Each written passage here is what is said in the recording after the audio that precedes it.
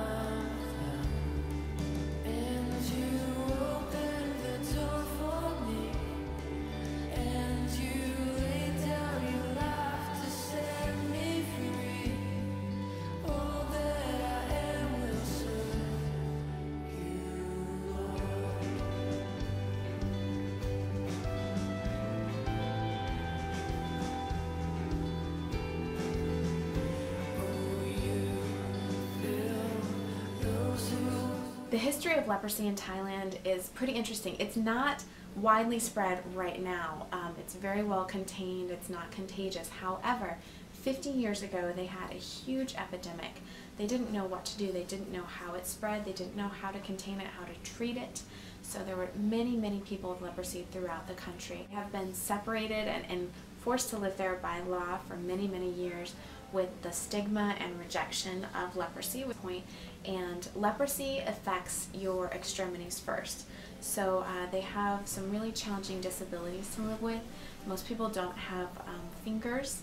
Most people don't have toes. Most of their feet have been destroyed by the disease. So that's an idea of some of the challenges they have.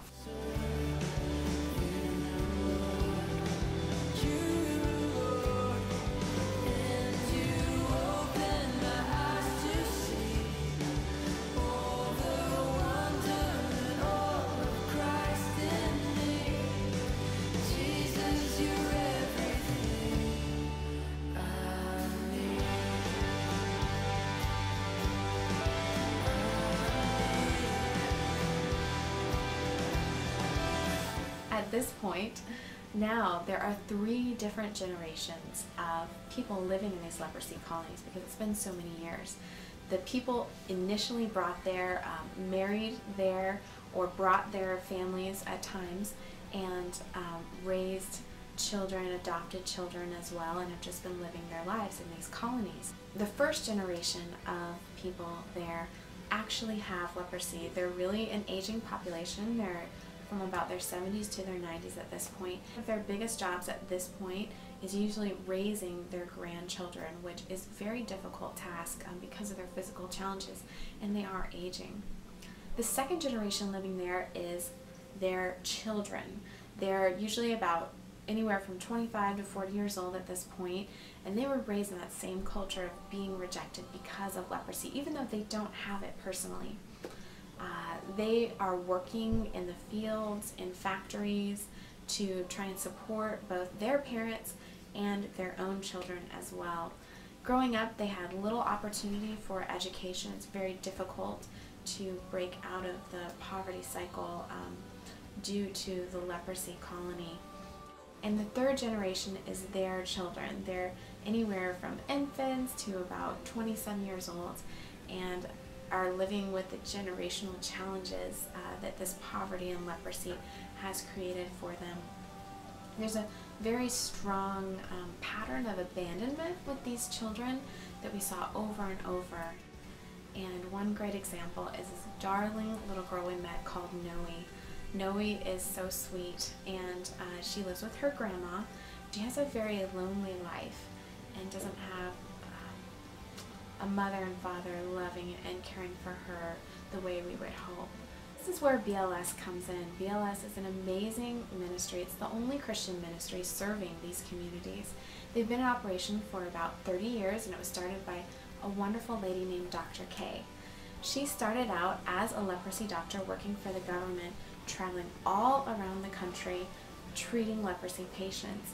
And when she saw all the spiritual and practical needs that these people had, she decided to quit her job with the government and start this ministry to meet those needs, because she had some Christian brothers and sisters, very few, but she had some, and she saw them really struggling and wanted to be a part of meeting those needs.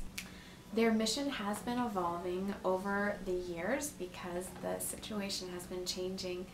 They really need Western counterparts to be hand in hand with their ministry to be able to continue.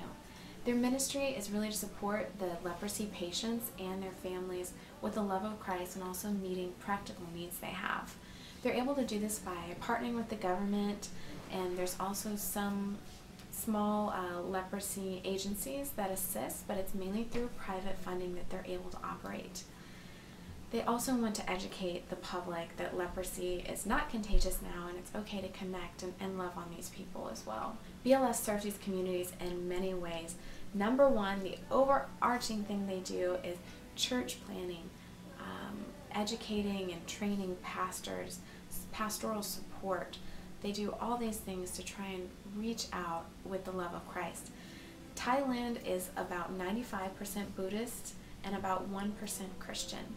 So there are so many people, thousands, who have never heard the name of Jesus, who don't know the good news of the gospel. So they're working so hard to get that good news out. BLS is making such an important difference in these communities, and it's exciting because with our connection with them, we have the opportunity to be a part of what Christ is doing in Thailand to meet their needs.